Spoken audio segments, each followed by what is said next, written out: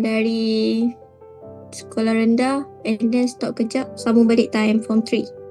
Dua subjek, matematik dengan admat, aliran perakaunan.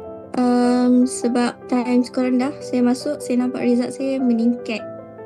Dan bila saya masuk sekolah menengah ni, result saya macam menurun. So saya join balik fast track and result saya naik balik. Before join fast track academy ni, saya memang struggle lah nak faham, especially at maths. Sebab kadang rasa lost dalam kelas. So bila saya masuk kelas 1-to-1, so cikgu tu bimbing saya seorang-seorang. So saya lebih faham lah. Ya, saya macam tak malu bertanya lah. Kalau ramai-ramai susah. Tak online, saya pergi center. Ada sebab cikgu tuition ni dia akan bagi latihan hari-hari and saya kena send kat dia. So result trial 3A, 2B, 1C, 2 gagal. Paling best saya rasa cikgu ajar tu macam berbeza lah daripada sekolah. Macam cara dia ajar tu dia mudahkan kita. Macam sekolah macam panjang cara dia, tapi cikgu Miza ni dia cari cara paling termudah untuk kita dapat jawapan tapi still dapat markah.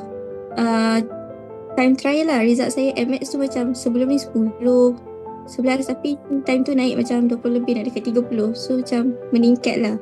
Saya rasa maths lah, sebab from fail dapat C semua tu. Cabaran time SPM, saya takut paper maths, tapi time before paper maths tu seminggu tu saya buat kelas dengan cikgu Miza sampailah hari exam. Sama juga macam batch, sehari sebelum semua dia bagi latihan, boleh bertanya semua tu.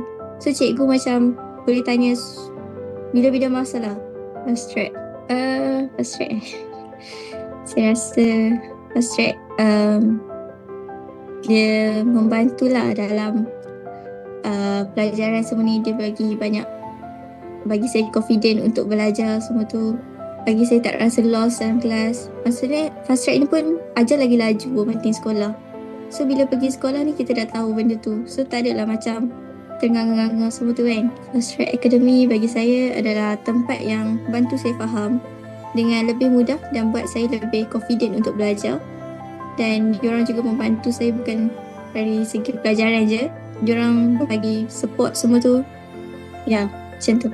Nasihat study awal, dengar je apa yang cikgu cakap. Kalau cikgu buat extra class, semua join, sebab kadang apa yang diorang ajar tu tiba-tiba ada dalam exam. So diorang kena pilih fast track. If diorang fail since form 4 kan, diorang dah struggle time form 4 tu, better masuk fast track siap-siap.